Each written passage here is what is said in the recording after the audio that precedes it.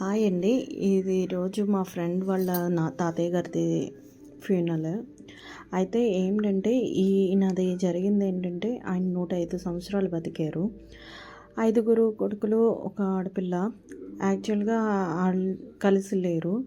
ఎవరిదాళ్ళు విడిగా చేసుకున్నారు. ఈయన ఆళ్ళ తాతగారి ఆళ్ళ అమ్మగారిది అలాగే చేశారు. ఆళ్ళ నాన్నగారిది కూడా చేశారు. అందరిది కలిపి చేసిన కొడుకులనేవాళ్ళు అందరూ కలిసి ఉండాలి గానీ, ఇలా చేయడం తప్పు గదా! ఇది 'బలగం' మూవీ టైప్‌లో. అందుకే చాలా బాధేసింది. ఏంటంటే ఆళ్ళు రిక్వెస్ట్ చేశారు.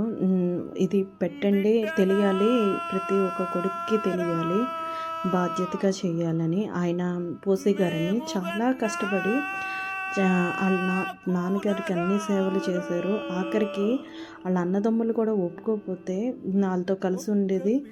ఆయన మొత్తం ఆయనే చేశారు. అన్నీ పిండ ప్రదానం. ఆయన తలకొరవ పెట్టలేదు. వాళ్ళ మూడో అన్నయ్య చేశారు. అయితే ఆయన చేసినా ఆళ్ళు ఈయన్ని కలవనివ్వలేదు. అదనమాట. మీకు ఏమైనా పాపం వాళ్ళు అన్నీ కష్టపడి ఆయనే ఒంటరిగా ఆళ్ళందరూ ఒకవైపు, ఈయనొక్కడే ఒకవైపు అనమాట. కలిసుంటేనే కదా ఏదైనా జరిగేది.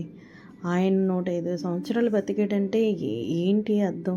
ఆయన చాలా కష్టపడి వాళ్ళ నాన్నగారికి అన్ని సేవలు చేశారండి. లాస్ట్ మినిట్ వరకు అన్ని సేవలు చేశారు. అన్నీ వాళ్ళ నాన్నగారికి ఏం తక్కువ కాకుండా అన్నీ చేశారు.